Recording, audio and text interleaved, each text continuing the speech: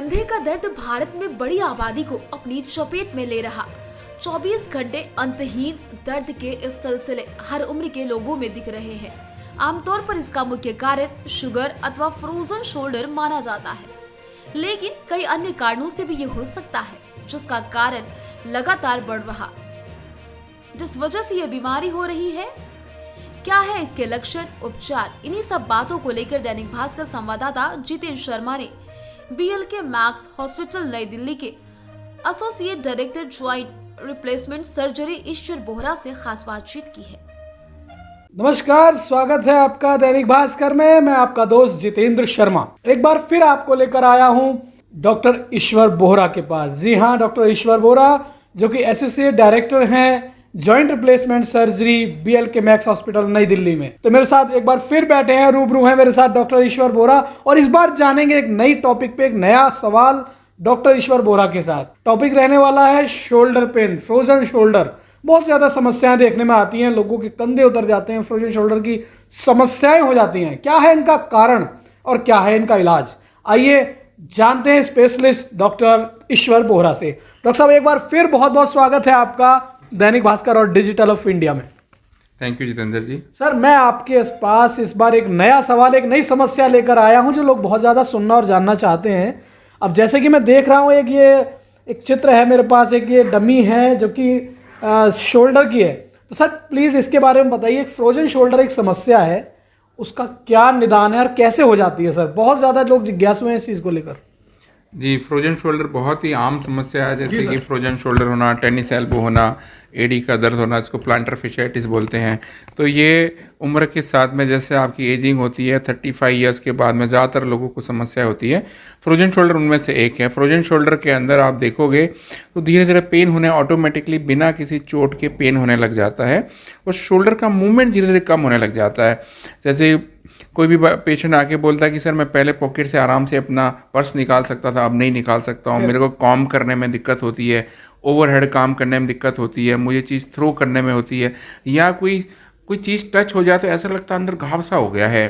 रात में शोल्डर में बेचैनी रहती है। आप जिस शोल्डर पे कई सालों से सो रहे थे, अचानक से उसी शोल्डर में सोने में दर्द होता है, नींद खुल जाती है। ये सारे के सारे जो साइन सिम्टम है वो फ्रोजन शोल्डर की शुरुआत के है। तो फ्रोजन शोल्डर ज़्यादातर डायबिटीज़ वाले पेशेंट में होते हैं। आजकल एक नई स्टडीज भी है, उसमें यदि आपको लगता है कि शोल्डर में दर्द है तो प्लीज़ आपने डायबिटिक चेकअप भी कराइए। उसमें से काफ़ी पेशेंट को इनडायरेक्ट इंडिकेशन है कि आपकी बॉडी का शुगर लेवल बढ़ा हुआ है। तो ये डायबिटीज़ और फ्रोजन शोल्डर का काफ़ी स्ट्रॉन्ग रिलेशन है। तो फ्रोजन शोल्डर होता है उनका इनडायरेक्टली कहीं न कहीं शुगर लेवल से भी एसोसिएशन है इसका। सर, कई बार सोते सोते लोग आमतौर से सोते हैं नॉर्मली और उसको सुबह दर्द होना शुरू हो जाता है जो कई दिनों तक रहता है, तो उसको क्या समझें? वो फ्रोजन शोल्डर नहीं है, वो पोजिशनल पेन है। वहाँ की साइड की मसल्स दब जाती हैं, या वहाँ की जो आपकी जो शोल्डर ब्लेड्स होती है उसके ऊपर प्रेशर आ जाता है, उसकी वजह से दर्द रहता है। नॉर्मल जो कंधे का दर्द है और फ्रोजन शोल्डर में अंतर क्या है बेसिकली?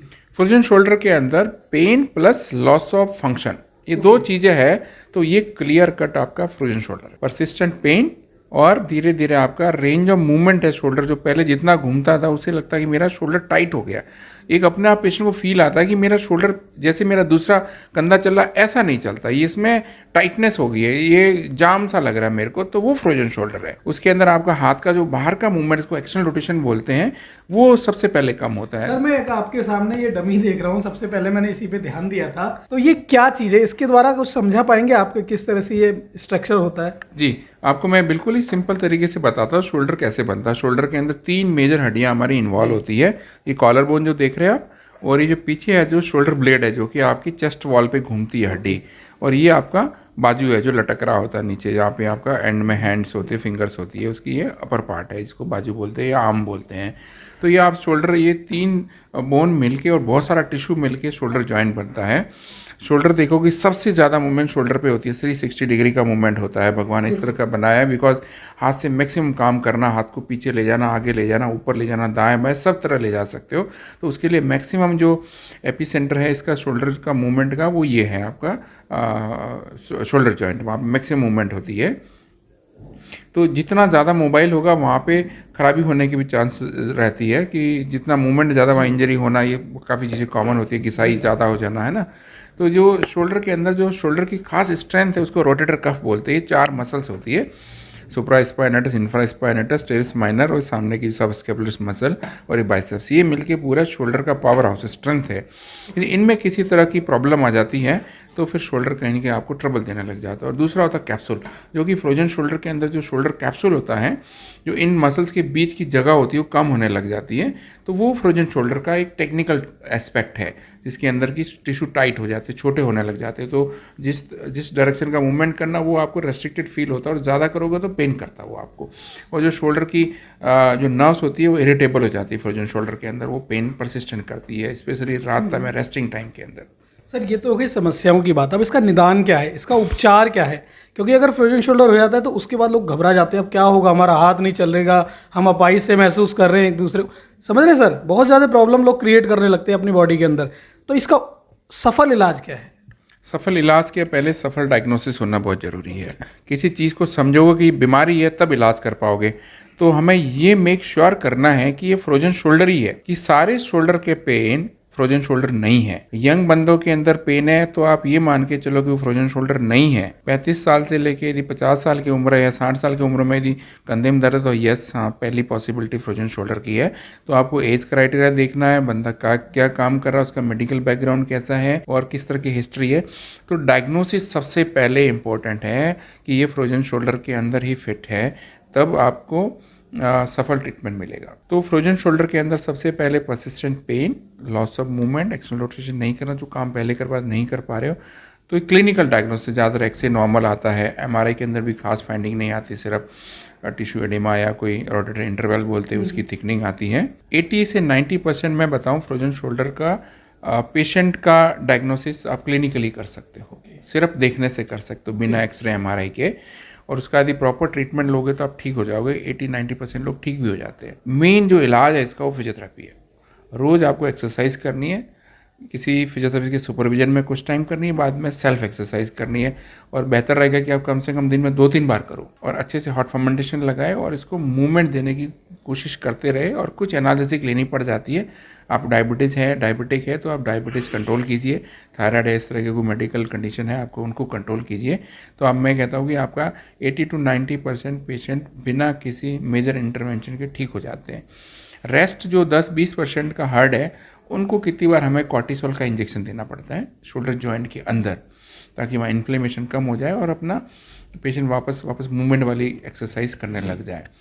कुछ लोगों के अंदर हम 2 से 5% लोगों के अंदर दूरबीन से सर्जरी करते हैं, आर्थ्रोस्कोपी बोलते हैं उसको। आर्थ्रोस्कोपी से शोल्डर को रिलीज किया जाता है ताकि उसका पूरा मूवमेंट आ जाए। सर बहुत अच्छी जानकारी आपने दी। और शोल्डर जो ग्रसित है, इससे जो पीड़ित हैं लोग, उनको बहुत रिलीफ मिला होगा आपकी इन बातों से। आपने बहुत सारी सर्जरियां की हैं। तो बेसिकली मैं एक चीज़ जानना चाहता हूं कि अगर इस तरह की बीमारी ना हो या इस तरह की समस्याओं से ना जूझना पड़े, उसके लिए प्रिकॉशन या क्या सावधानियां बरतने की आवश्यकता है? जो बाकी चीज़ों पे इम्प्लीमेंट होता है वही सारा प्रिंसिपल इस पे भी है। यही कहूँगा कि आप रेगुलर एक्सरसाइज करते रहे, अपना शोल्डर की जो शोल्डर गडल की जितनी मसल्स हैं उनको स्ट्रेंथ देते रहे। और जिस दिन भी आपको लगता है कि मेरे को शोल्डर में हल्के से भी डिस्टर्बेंस है, बिकॉज शोल्डर सबसे फ्री जॉइंट है, उसमें यदि आपको थोड़ा बहुत भी लगता है कि मेरा शोल्डर स्टिफ हो रहा है या पहले से नहीं लग रहा, तो डेफिनेटली आपको एक एक्सपर्ट ओपिनियन लेके उसका निदान करना चाहिए। सर किस तरह के डॉक्टर के पास जाना चाहिए यदि आपको शोल्डर की ऐसी कोई समस्या देखने में आ रही है? वैसे इस तरह की आम समस्या तो कोई भी फिजिशियन भी देख लेता है, फ्रोजन शोल्डर, या फिजियोथेरेपिस्ट भी देख लेते हैं, या फिर आपको कोई जनरल ऑर्थोपेडिक सर्जन है वो भी देखते हैं। और आपको कोई भी डाउट है तो आप शोल्डर एक्सपर्ट से भी मिल सकते हैं। सर बहुत बहुत धन्यवाद आपका इस बहुत बेहतरीन और रोचक जानकारी देने के लिए, क्योंकि लोग बहुत ज़्यादा पीड़ित हैं आजकल। जैसी हमारी दिनचर्या हो गई है, हम काम नहीं कर पा रहे हैं, हम एक्सरसाइज नहीं कर पा रहे हैं, हमारे खान पान में बदलाव हो गया है। तो ये थे मेरे साथ डॉक्टर ईश्वर बोहरा, जिनके पास मैं अक्सर आता रहता हूँ। हड्डी, नी रिप्लेसमेंट, शोल्डर, बहुत सारी समस्याओं को लेकर लोगों को जागरूक करने के लिए मैं सर से बातें करता रहता हूँ। डॉक्टर साहब ने बहुत सारी सर्जरियाँ की हैं, तो मेरा कर्तव्य बन जाता है कि सर से इन सब बातों को लेकर अवेयरनेस जगाने का। बने रहिएगा मेरे साथ। ऐसे ही किसी एक सर्जन के पास, किसी एक प्रतिभा के पास फिर आपको लेकर जाने वाला हूँ मैं, जितेंद्र शर्मा, दैनिक भास्कर के लिए, नई दिल्ली।